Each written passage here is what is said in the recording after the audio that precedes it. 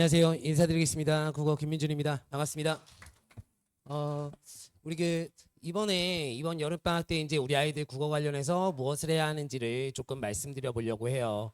그런데 일단 제 소개 간단하게 드리고요. 그다음에 제가 화두로 생각하셔야 될 부분들을 조금 언급 드리면서 지금 이번 방학부터 이번 방학만이 아니라 실제로 우리 아이들이 앞으로 무엇을 해야 하는지까지도 조금 로드맵을 제시해 보도록 하겠습니다. 자, 일단 저는 김민준이고요. 현재 대성마이맥에서 인간 강사로 수업 진행하고 있고요. 수능 수업 진행하고 있습니다. 제가 작년까지는 수능 수업만 하다가 올해 이제 교과서 바뀌면서 아이들이 교과서도 찍어주시면 안 돼요. 그래서 이제 교과서도 개정 교과서 찍고 있거든요. 그렇게 해서 아이들하고 함께 호흡하고 있고요. 그 다음에 내신은 휘문, 중동, 영동 이렇게 세 개 학교 하고 있습니다. 그리고 강남, 대성에 출강하고 있고요. 제가 강대에서 수업을 하고 있다는 것 자체는 기본적으로 수능으로도 조금 인정받은 강사다라고 말씀드릴 수 있을 것 같아요. 그러면 이제 본격적으로 제가 이제 이번 방학 이야기를 조금 드려보도록 할 건데요. 지금 우리 아이들 국어 어떻습니까? 왜 웃으시죠? 지금 우리 아이 국어 잘하십니까? 아니면 못하십니까? 중간입니까? 우리 아이의 위치를 모르고 우리가 무언가 방향을 정한다라는 건 굉장히 잘못된 거거든요. 그러면 우리 아이가 그가 무엇을 했는지를 조금 생각해 보셔야 될 것 같아요. 1학기 때는 내신을 했고요. 우리 아이들 겨울 때까지 뭐 했나요?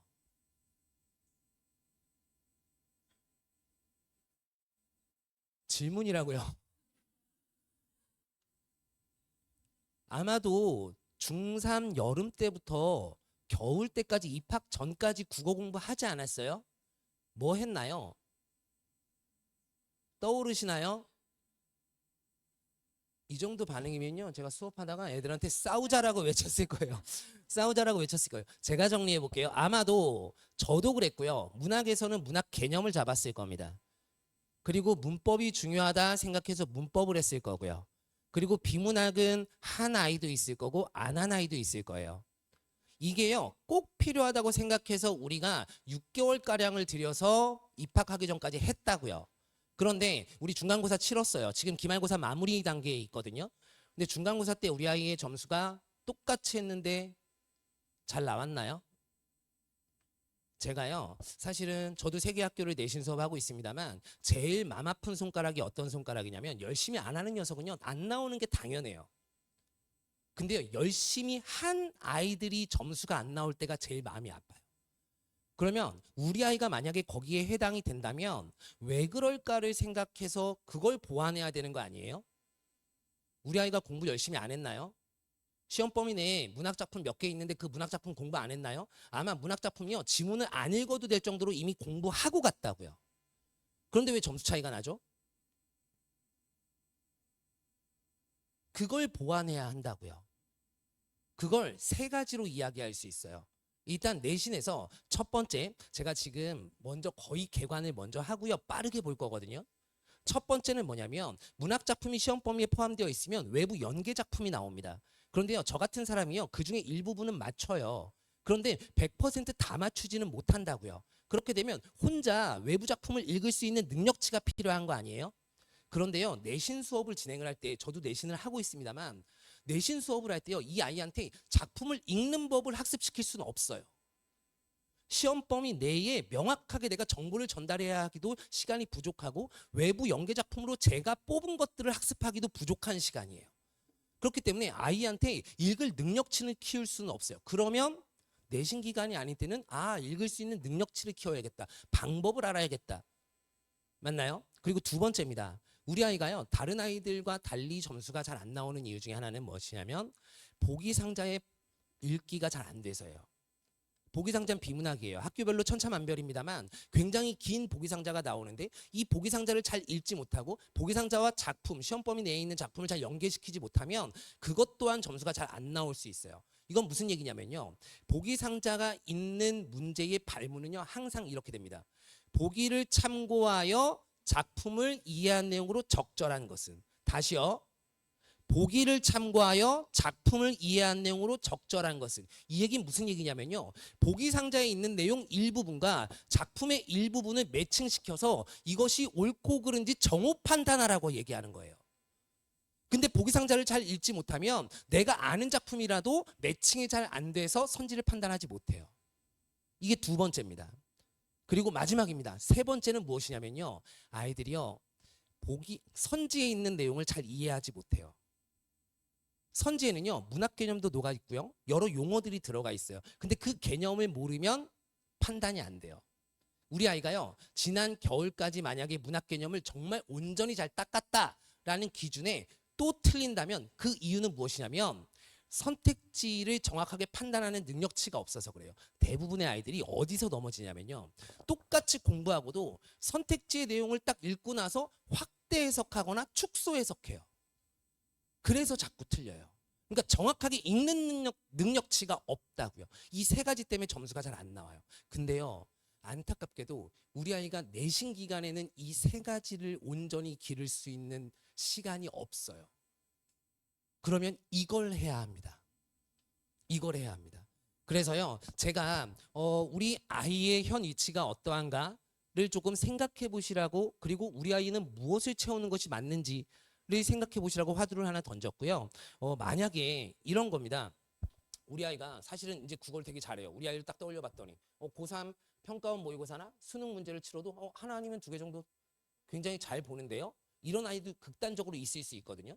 그런데 만약에 그렇다 손 치더라도요. 이 아이는요. 수능에서 내가 어떤 루틴한 순서에 따라서 행동이 체화되어서 그걸로 문제를 풀고 있는 게 아니에요. 사실은요. 수능 공부를 해본 적이 없기 때문에 그냥 그간 읽었던 글밥, 내가 익힌 글 읽기 능력, 이걸로 돌파해내고 있는 거거든요. 이건요. 다르게 얘기하면요. 감으로 문제를 푸는데 그 감이 탁월하게 좋은 거예요. 그간 읽어온 글밥 때문에.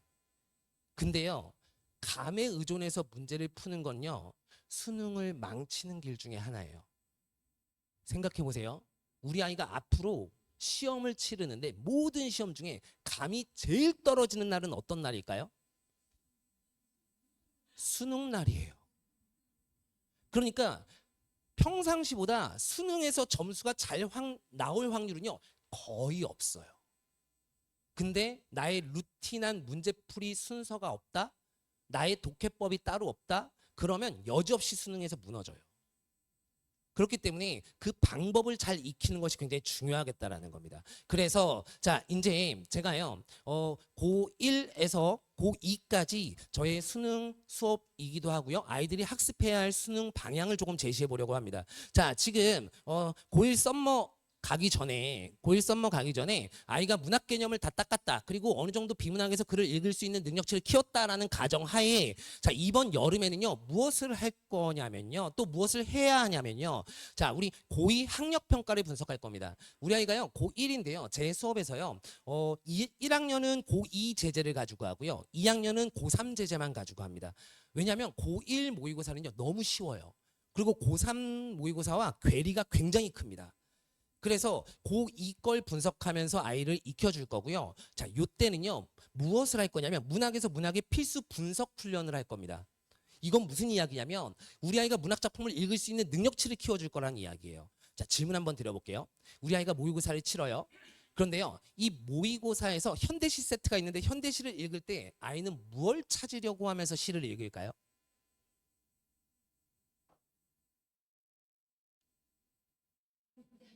질문입니다. 질문입니다. 아이는 무엇을 찾으려고 현대시를 읽을까요? 대부분의 애들이요. 작가의 의도인 주제를 찾으려고 해요.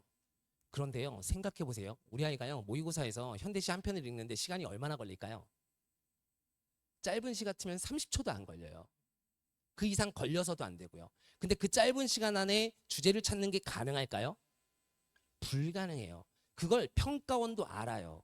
그리고 문학이라고 하는 건 예술 작품이에요. 근데 이 예술 작품에 대해서 정답을 정확하게 자신의 시선대로 내놓으라고 하는 게 말이 안 된다고요. 그래서 주제가 필요하면 반드시 보기 상자에 주어줍니다. 이러한 주제와 이러한 방향에 따라 작품을 읽으라고요. 그 훈련을 해야 된다고요. 그래서 주제를 찾는 게 아니라요. 실제로 현대시를 읽을 때도요. 화자, 정서태도 그리고 대상 상황을 정확히 유기적으로 찾는 훈련을 해야 돼요. 그래서 이번 수업에서는요. 제가 갈래별로 아이한테 미션을 계속 던질 겁니다. 시에서는 뭐뭐뭐 찾아라. 소설에서는 뭐뭐뭐 행동 패턴을 갖춰라. 이것을 아주 구체적으로 던질 겁니다. 그런데 우리 아이들은요 굉장히 똘똘해요. 금방 찾아내고 금방 따라옵니다. 그래서요 오해 수업만으로도 사실은 충분히 방법은 다 익힐 수 있을 거예요. 그렇게 되면 되게 재밌는 일이 벌어져요. 우리 아이들 모의고사 가지고 공부하는 거 보셨어요? 모의고사 푸는데요 80분이에요. 오답을 하는데도 최소 30분은 걸려요. 그러면 일주일에 모의고사 하나에 2시간가량을 할애하는데도 불구하고 모의고사 가지고 공부를 할 수가 없어요. 내가 본 시 작품도 아니고 내가 읽어본 비문학 지문도 아니에요. 그래서 오답을 한다손 치더라도 아이는 혼자 공부할 수 없어요. 근데 이제는 수업 같이 하고 나면요 혼자 모의고사 시험지만 들고 공부할 수 있게 될 거예요.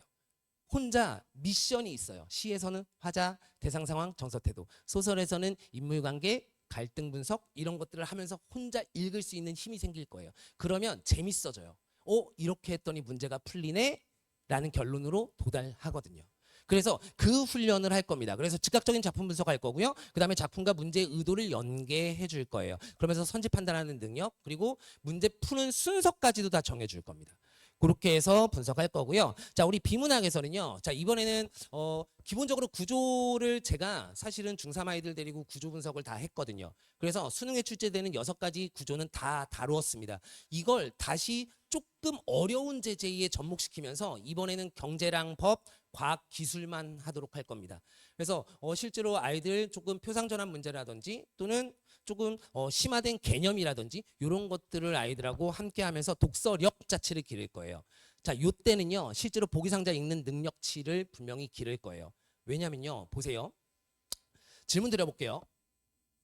보기상자가 있어요. 근데 보기상자가 담고 있는 내용은요 보기를 참고하여 작품을 이해하라고 했기 때문에 이 보기상자는요 최소 4가지 내용 내지는 5가지 내용이 담겨 있어요. 그래야 선지 5개에 매칭시킬 수 있으니까요. 근데 그간 우리 아이들이 그렇게 보기상자를 읽은 아이들은 없을 거예요. 그러니까 정보 처리하듯이 보기상자를 읽고 이것과 작품을 유기적으로 연계한 뒤에 선택지에 나온 내용을 합리적으로 판단해야 된다고요. 확대하지도 축소하지도 않고. 그게 루틴으로 되어 있어야 아이의 점수가 올라요. 실제로요. 그래서 수능 공부를 통해서 아마 2학기 때 내신에도 효용감을 느끼실 수 있을 거예요. 실제로요. 그렇게 아이들하고 수업을 진행을 할 거고요. 자, 그다음 고1 윈터인데요. 이건 이제 고2예요. 그래서 고3 제재로 수능 학평 지문들을 가지고 아이들 이때는요 문제 유형을 제가 아이들하고 분석할 거예요. 그리고 선지 분석. 그래서 선지를 어떻게 읽고 어떤 순서대로 판단해야 하는지까지 제가 교재 쓸 때 다 써놨습니다. 문제 유형을 하는 건 굉장히 중요해요. 제가요 지금도요 사실은 수업 시간에 제가 질문을 굉장히 많이 하거든요. 아이들한테요. 아이들한테 뭐 답을 요구할 때도요 항상 블랭크로 다 물어봐요. 그래서 아이들이 스스로 답을 대답할 수 있게 하는 게 제 수업 스타일인데요. 보세요. 기본적으로 지금 제가 부모님들께 질문을 드린다면 반드시 저의 무슨 도가 있을까요? 힘드십니까? 반드시 저의 무슨 도가 있을까요? 의도가 있을 거예요. 그 의도를 모르면요 잘못된 답을 한다고요. 그래서 문제 유형을 통해서 문형학습을 통해서 정확하게 선지 판단하고 정확하게 답을 뽑는 훈련을 이때는 시킬 겁니다. 그래서 고3에서요 꼭 필요한 지문, 꼭 필요한 작품들을 선별해서 할 거고요. 자, 그다음 고2 여름 때는요 이제 평가원의 시선을 갖게 될 겁니다. 6월, 9월, 11월에 평가원 모의고사만 가지고 5개년치를 다 분석할 겁니다. 그렇게 해서 아이가요 이제 평가원의 시선을 갖게 돼야 돼요. 예를 든다면요 소설에서도요 우리 항상 중간에 중략이 있거든요. 이 중략 누가 잘라요?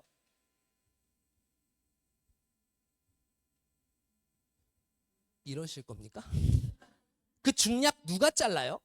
출제진이 잘라요. 자른다라는 건 반드시 의도가 있다고요. 근데 아이들은요 그냥 읽어요. 이게 왜 잘렸지? 아이씨 괜히 장면만 바뀌었네? 심지어요 아이들 아직 장면도 나누면서 읽지 않을 거예요. 장면을 나누는 기준이 무엇인지도 모르는 아이가 훨씬 더 많을 거예요. 그러니까 소설 읽을 때요 스토리만 그냥 읽는다고요. 그러면 문제 볼 때 또 읽어야 돼요. 그리고 놓치는 내용이 굉장히 많아져요. 여기서도 필수적으로 평가원의 시선에 따라서 읽고 그에 따라 사고하는 훈련을 조금 해줘야 돼요. 이게 학평하고도 질적인 차이가 굉장히 큽니다. 실제로요. 그래서 고2 여름까지 가고요. 그 다음 마지막으로 윈터입니다. 이제 고2 겨울 정도가 되면요. 이때는요, 이제 피지컬을 키울 겁니다. 그래서 굉장히 많은 양의 작품 그리고 지문을 읽어가면서 배경지식까지 확장해서 아이가 이제 요쯤 되면 어느 정도의 위치가 됐으면 하는 게 저의 목표냐면 고3 수능 바로 치르기 직전까지 되는 게 제 목표예요. 실제로요. 제가 고2 선수능 방에서 1년 내내 수능만 하는 반이 있거든요. 그런데 그 반에서요. 굉장히 재밌는 건 작년에도요. 제가 마지막 수업 때 항상 그 해에 수능을 치르거든요. 그런데 작년에 1등한 아이가요. 예고 아이예요.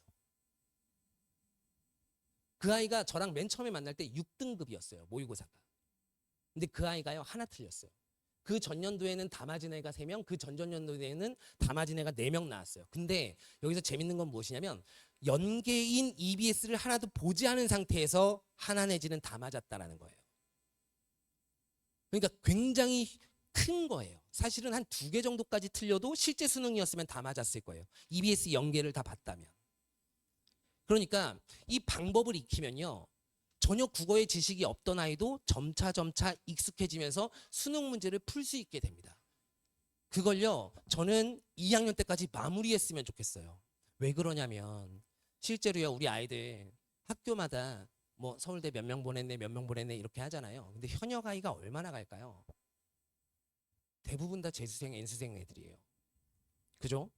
그렇게 친다면 우리 아이는요. 고3 때 재수생처럼 공부해야 돼요. 제가 2학년까지 아이랑 수업하고요. 3학년에 이제 1타 선생님한테 갈 거잖아요. 그 1타 선생님한테 갈 때요. 재수생의 시선이었으면 좋겠어요. 내 부족한 걸 알고 3학년 선생님이 던지는 그 현장감 있는 팁을 정말로 받아들일 수 있었으면 좋겠어요. 재수생처럼. 그게 제 수능 수업의 목표예요. 그래서 2학년 때까지 평가원 분석까지 다 하는 이유가 바로 그거예요. 평가원 지문도 저랑 다 분석해서 보고 정말 부족하고 정말 꿀팁을 3학년 때 받으라는 거예요. 다시 한번 복습하면서. 그래서 그게 이제 제 수능 수업의 전체 틀이고요. 그리고 아이들도 이걸 함께 했으면 좋겠습니다. 자, 그래서 이제 제 수업은 다 말씀을 드렸고요. 이번 여름에 이제 무엇을 해야 하는지 아주 간단하게 말씀드리겠습니다. 자, 일단 수능에서요. 80% 정도 할애하시면 되고요. 내신으로는 20% 정도만 할애하시면 될 것 같아요. 근데 방금 제가 말씀드린 대로 수능에서의 수업이 내신에 큰 효용감을 아마 발휘할 겁니다. 그리고요. 자, 우리 내신에서 꼭 해야 되는 게 2가지가 있어요. 하나는 한글 맞춤법이고요. 하나는 중세국어는 반드시 하고 2학기를 맞이해야 돼요. 제가 중세국어를 가지고 조금 말씀을 드리면 실제 우리 세종어제 훈민정음 들어보셨죠? 이걸요. 고등학교에서는 형태소별로 다 뜯습니다. 형태소별로 다 뜯어서 하나하나의 의미를 다 봅니다. 그러니까 예를 든다면 이 칠판이 보이실까요? 자, 얘가 홀바이셔도라는 거거든요. 하는 바가 있어도 이렇게 해석되는 녀석인데요. 자, 그런데 이 녀석이요. 형태소로 분석하면요. 하 플러스 오 플러스 리을 플러스 여린이어 플러스 바 플러스 이 플러스 이시 플러스 어도 이렇게 됩니다. 하가요. 행하다 두고요. 오는요. 현재 사용하지 않는 선어말음이 오고요. 리을은 관형 사용어미고 여린이엇은요. 뒤에 있는 바를 된소리로 읽게 하는 된소리보예요. 그래서 얘를 빠라고 읽어요. 그리고 여기서 바는요. 의존명사 것에 해당되는 거고요. 이는 주격조사, 이시는 있다 여간, 어도는 연결어미예요. 제가요. 지금 여기서 수업을 하려는 건 아니고요. 이걸 하나하나 다 알아야 된다고요. 그래서요. 이때는요. 아이들이 시험을 치르면 편차가 굉장히 많이 벌어져요. 중간에 쥐지치는 애들이 포기하는 아이들이 있어요. 그래서 편차가 많이 벌어집니다. 그래서 아이들도 굉장히 괴롭고요. 그래서 제가 이때쯤이에요. 애들한테 야 타임머신 생기면 언제로 갈래? 그럼 무조건 조선으로 가요. 세종대왕 죽이고 올 거예요. 하는 때가 딱 이때예요. 그래서 중세국어는요. 미리 다 하고 가야 됩니다. 그리고요. 더군다나 만약에 우리 아이의 학교가 1학기 때 문법을 많이 다루었다. 그러면 중세국어도 훨씬 어렵습니다. 의문만 다루었다 그러면 의문과만 잘 비교하고 품사랑 비교하기는 힘들거든요. 근데 우리 아이가요. 의문도 했고 품사도 했다. 그리고 우리 1학년 1학기 때 문법 요소가 들어있잖아요. 그 문법 요소 부분까지 이번에는 더 강화될 거예요. 2학기 때. 원래는 2학기 때 문법 요소를 했었거든요. 그래서 현대문법이 안 되어 있으면 현대문법도 조금 이번 방학 때 해줘야 돼요. 그래야 중세국어와의 차이점을 볼 수 있으니까요. 그래서 학교마다 수업 내용이 천차만별이에요. 사실은요. 심화시켜서 하는 학교는 굉장히 심화시켜서 하고요. 아닌 학교들은 굉장히 간략하게 하기도 합니다. 그래서 일단은 우리 중세국어랑 한글 맞춤법은 2학기 때 아마 내신에서 메인일 거예요. 우리 내신에서 문법이 메인인 건 다들 아시죠, 이제? 그죠? 그래서 미리 요것쯤은 하고 가야 된다. 그리고요, 한 가지 미리 조금 말씀드리면 오해가 조금 있습니다. 2학기 때는 고전이다라는 오해를 조금 많이 하시더라고요. 그런데요, 실제로요, 우리 공통국어 2에 고전 작품이요, 2개 있어요. 심지어 긴 가사가 전출판사에서 다 빠졌어요. 관동별곡, 삼위인국, 송민국 이런 거 다 빠졌어요. 거의. 그래서 고려가요 정도 그리고 시조 다루고 있는 출판사가 대부분이고요. 그리고 고전소설 한 편이 있습니다. 그런데요. 시험 때 이거 커버 못할까요? 오히려 현대시가 더 많이 포함되어 있는 출판사도 있어요. 그래서 고전의 많은 작품을 읽어도 어차피 시험에 나오지도 않는 작품을 계속 읽는 건 의미가 없어요. 고전도요. 고전문학도 읽는 법을 학습해야 돼요. 고전문학은요. 현대문학하고 조금 달라요. 현대문학은요. 제재가 굉장히 다양하고요. 화자의 태도도 다양해요. 예를 든다면 일제강점기부터 해서 광복, 독재정권, 전쟁, 뭐 민주화, 현재 다원화된 여러 제재들까지 태도가 다 다르다고요. 똑같은 걸 봐도 다 다른 태도를 취하기 때문에 객관적으로 봐야 돼요. 근데요, 고전은요, 정형적으로 정해져 있어요. 그 틀이. 그래서 그 틀을 익혀야 어휘 몇 개 몰라도 아이가 고전 작품을 읽어낼 수 있어요. 그래서 이번 고전에는요, 저는 많은 작품을 보기보다는 그 틀을 익혀줄 겁니다. 그래서 앞으로 아이가 고전 시가나 고전 소설을 읽을 때, 아, 내가 알고 있는 이 스토리 그대로 그 스토리 안에 이 작품의 요 장면이구나를 판단할 수 있게 해줄 거예요. 그러면 아이는요, 훨씬 더 효용감을 크게 느낄 겁니다. 그래서 이번에는 수능 80에 내신 20, 내신 22 한글 맞춤법하고 중세국어다라는 거 말씀드렸고요. 자, 이제는 빨리 가면 됩니다. 자, 문학은요, 고유 학평 기출을 가지고 이렇게 세 가지 할 거다. 독서, 자, 독서력, 독해력, 표상전환 능력. 자, 요거 별표 치세요. 표상전환 능력에 표시 하나만 해주시겠어요? 자, 우리 비문학에서 3급짜리 문제가요, 항상 그림이나 도표, 그래프 같은 것들을 글로 바꾸거나 내가 이해한 글을 그래프에 적용할 수 있는 능력치를 항상 점검하거든요. 이게 필수적으로 나오는 출제 요소예요. 그래서 이 능력치를 조금 길러야 합니다. 예를 든다면요. 우리 경제에서의 그래프는 X축이 꼭 변인이 아닌 경우도 굉장히 많아요. 그리고 X축, Y축인 2차원에요. 여러 곡선이 들어가는 경우도 굉장히 많아요. 그래서 이런 것들을 읽는 법을 조금 익히게 해줄 거고요. 뒤에는 컬이니까 한번 보시면 되고요. 자, 여기 한번 표시하시겠어요? 오셨으니까. 자, 제가 구체적으로 아이들하고 미션을 달성, 성취할 거라 그랬죠. 자, 시에서는요, 화자, 대상 상황, 정서 태도를 찾는 거예요. 요 세 가지만 찾는 거예요. 그리고요, 소설에서는요, 인물 관계 파악, 그리고 장면 구분, 갈등 분석까지 하는 거예요. 여기서도 우리 아이들이요, 갈등이라는 걸 찾을 수 있을 것 같지만 실제로 잘 못 찾아요. 저랑 지문을 읽고 나서 야, 이번에 갈등 뭐야? 하면요, 아이들이 대부분 외칠 수 있는 정도가 물음표를 띄우면서 내적 갈등이요? 외적 갈등이요? 이런 걸 답해요. 근데요, 내적 갈등, 외적 갈등이요, 수능에서는 아무 의미가 없어요. 질문 들어볼까요? 갈등을 찾으려면, 갈등이 있으려면 뭐가 있어야 갈등이 나타나요?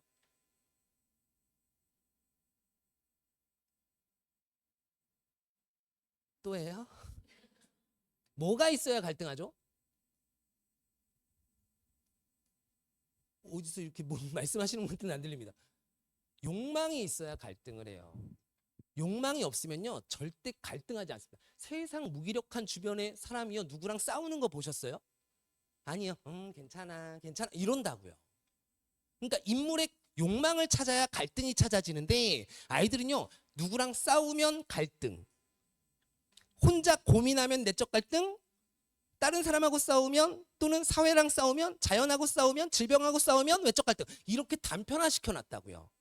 그러면 안 돼요. 예를 들어서요, 내적 갈등에서도요, 우리 왜 짜장면 먹을까 짬뽕 먹을까로 예 많이 들잖아요. 이것 또한 욕망 사이의 충돌이라고요. 짜장면 짬뽕을 둘 다 먹고 싶거나 둘 다 먹기 싫으면 고민하는 거예요. 그래서 인물의 욕망을 찾아야 갈등이 찾아지는데 현대 소설들은요, 갈등 찾기가 진짜 힘들어요. 그래서 인물이 욕망을 찾아야 갈등이라고요. 제가 하나만 더 예를 들어볼까요? 예를 들어서 대리님이시죠? 제가요, 대리님한테 사귀자고 했어요. 대리님 저랑 사귀시죠? 아, 네라고 하면 안 됩니다. 저를 받아들이시겠습니까? 거절했어요.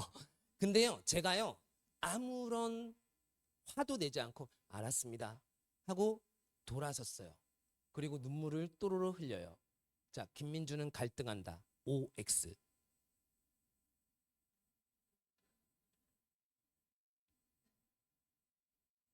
김민준의 욕망은 제한됐다. OX. 5조. 그럼 갈등이에요. 대리님하고 손도 잡고 싶고 뽀뽀도 하고 싶고 영화도 보고 싶고 한 김민준의 욕망은 좌절됐다고요. 그러면 내적 갈등이 있는 거예요. 그러니까 갈등을 찾는 게 생각보다 쉽잖아요. 근데 이런 방법을 모른다고요. 그러니까 이런 거 하나하나를 아이들하고 다 짚어가면서 하겠습니다. 실제로요. 그러니까 방법을 알려주려고 저는 노력을 할 거고요. 자, 그리고 스펙까지 가겠다라는 거고요. 고전문학 작품 많이 본다고 의미 없습니다. 실제로요. 그거 절대 안 나와요. 교과서에 있는 고전시가 작품이요. 안 나와요. 수능에요. 실제로 작년에 교과서에서 몇 작품 나왔을까요? 한 작품도 안 나왔습니다. 재작년에도 그 전년도에도. 그러니까 전체 출판사 교과서에서 한 작품도 안 나온다고. 그 전전년도에 한 작품 나왔습니다. 현대시. 근데 11종 교과서 중에 한 종에 들어있는. 그러니까 우리 아이가 본 작품은 어차피 안 나옵니다. 그러니까 많은 작품으로 커버하시려고 하면 안 돼요. 이 커버는요, 나중에 평가원 기출을 가지고 피지컬을 키울 때 하는 거예요. 방법을 모르고 작품을 보는 건 내신 공부하는 거랑 똑같아요. 내신 공부하는 거 사실은 비문학 공부하는 거랑 똑같은 거 아니에요? 설명서 가지고 줄글 읽는 거잖아요. 작품을 혼자 읽어본 적이 없을 거라고요. 그러니까 아이들 외부 연계 작품에 맨날 겁먹어 있는 거라고요. 쫄아 있고요. 그러니까 그 능력치를 이번 방학 때 조금 키우셔야 합니다. 그걸 위해 저는 노력을 할 거고요. 자, 그다음에 고전 시가에서요, 딱 요 6가지 틀에 그대로 맞출 수 있습니다. 그리고 고전 소설에서는 요 4가지 정형적 틀을 알려주고요. 그대로 아이들이 이제 읽어낼 수 있도록 그렇게 아이들 훈련시키도록 하겠습니다. 자, 그래서 고전 뭐 읽을 수 있는 그릇 이런 방법을 통해 하겠다라는 거 여기 보시면 되고요.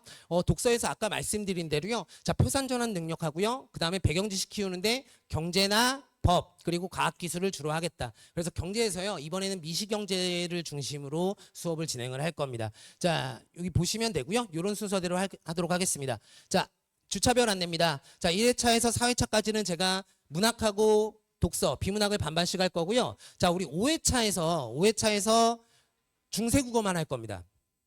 중세국어만. 다만 1회차에서 4회차까지 제가 매주 중세국어 이론을 영상으로 줄 겁니다. 그러고 나서 테스트 치르도록 할 거고요. 우리 매주 이론 다 잘 학습해 왔는지 점검하고 마지막 5주차에요. 세종어제훈민정음하고 용비어 첨가 내신에 꼭 출제되는 지문이거든요. 이거 꼼꼼하게 분석하도록 하겠습니다. 그래서 마지막에 백지 테스트까지 이렇게 한번 가보도록 할 거고요. 자, 그다음에 수업 흐름입니다. 수업 흐름이니까 한번 보시면 되겠고요. 자, 우리 여기 토요일이라고 되어 있는데 금요일입니다. 금요일인데 글자가 오타로 잘못 들어갔습니다. 자, 우리 과제 안내를 조금 드려볼 건데요. 수업 들어오면 일단 과제 실전 모의고사 한 회분 내게 될 거고요. 그 다음에 이거 오답까지 해와야 되고요. 데일리 문학 독서 과제가 나갈 거고요. 시조 어휘 암기 테스트 볼 준비해가지고 와야 됩니다. 그래서 수업 시작하면 시조 어휘 테스트 30문제 볼 거고요. 80점 컷이고요. 80점 컷의 미만인 친구들은요. 수업 끝나고 100점 맞아야 집에 갑니다. 그래서 얘는요. 제가 잘 융통성을 발휘하지 않는 부분 중에 하나예요. 한 번이라도 그냥 가게 되면 부모님이 뭐 야 오늘은 그냥 좀 일찍 와 이렇게 해버리시면 아이가요 그 다음에 요령 피우게 돼요. 그래서 이때는요 경조사 중에 조사만 갈 수 있습니다. 경사는 안 가도 되잖아요. 그죠? 자, 그래서 요 테스트 볼 거고요. 그다음에 문학하고 독서 수업하고 5주차 때는 중세 국어만 하겠다라는 거고요. 아, 요건 특강이니까요. 그냥 한번 쭉 읽어보시면 될 것 같고요. 교재 라인업이고요. 과제입니다. 자, 우리 실전 모의고사 얘는요. 이렇게 성적표 발송될 거고요. 그다음에 오답 확인. 우리 모의고사는요. 오답 확인 제대로 안 하면 의미가 없어요. 아마 이번에 4회차 딱 수업을 하고 나면 아이가 이 오답 확인할 때 굉장히 재밌어 할 거예요. 이제 내가 왜 틀렸지? 그 순서대로 풀었는데 아 이것 때문에 틀렸구나 라는 걸 알게 될 거예요. 그래서 선지별로 어디에 근거를 잡아서 맞고 틀렸는지 판단해 와야 되고요. 우리 조교쌤들이 제 수업을 다 거의 들은 친구들이거든요. 그래서 요 오답 확인을 제대로 안 해오면요 굉장히 마음 아프겠습니다. 너 베껴왔지? 대충 했지? 뭐 될라 그러니? 막 이런 거 씁니다. 그래서 굉장히 마음 아프게 쓰거든요. 그래서 꼼꼼하게 잘 해올 수 있게 아이들하고도 브리핑해서 하도록 하겠습니다. 그다음에 어휘 시조 어휘 50개 학습할 거고요. 자, 그다음에 시조에서는요. 제가 이번 방학 때 시조 300편 영상을 다 찍어놨습니다. 2학기 내신 때요. 선택지 5개의 시조가 들어갈 확률은 굉장히 높습니다. 특히나 고전에서요. 그래서 요 300편 이번에 학습할 수 있도록 책과 해설 있는 책과 제가 영상 한 편에요. 제가 한 1분 남짓으로 찍었어요. 그래서 10편을 10분 정도로 이렇게 해서 아이들 오명 가명 볼 수 있도록 차에서도 볼 수 있도록 그렇게 해서 영상 아이들한테 300편 학습 시킬 거고요. 매주 테스트 보는 건 10편 학습 가지고 테스트 볼 거고요. 이렇게 해서 실제로 제가 아이들한테도 자주 얘기하는 것 중에 하나인데요. 저는 화장실에 책을 올려놓는 걸 굉장히 좋아하거든요.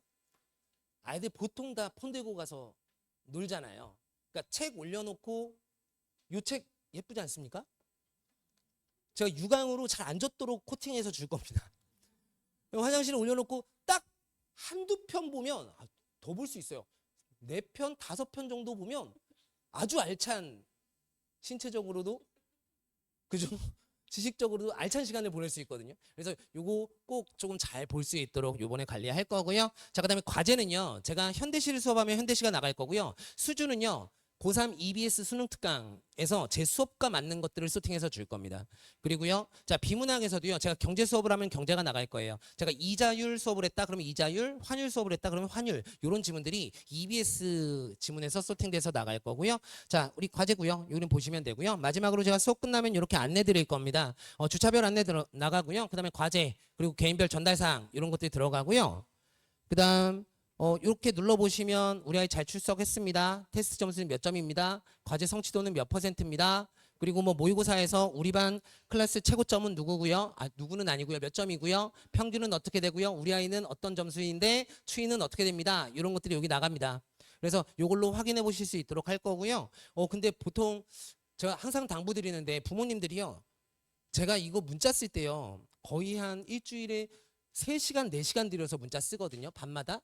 근데 여기는 안 읽으세요. 여기에요. 제가 이번 주엔 아이들 힘들었습니다. 좀 맛있는 것 좀 해주세요. 이번 주는 갈구는 주예요. 같이 갈궈주세요. 이런 걸 여기에다 쓰거든요. 근데 이 수업 내용은 안 보세요. 오로지 여기만 보세요. 우리의 몇 점인가? 과제는 잘했나? 요거는요. 제가 잘 관리하도록 하겠습니다. 그래서 수업 내용 같이 보시고 우리 아이의 현재 위치를 이번 겨울에는 아셔야 돼요. 제가 아까 맨 처음에 질문 드렸죠. 우리 아이의 위치가 어딘지 아시냐고요. 그래서 얼마만큼 했어요라고 답을 하실 수 있었으면 좋겠습니다. 자, 우리 전체 우리 화요일반하고 금요일반 수업 컬이고요. 한번 보시면 되겠고 안내 번호까지 이렇게 드렸습니다. 이렇게까지 하겠습니다. 김민준이었습니다.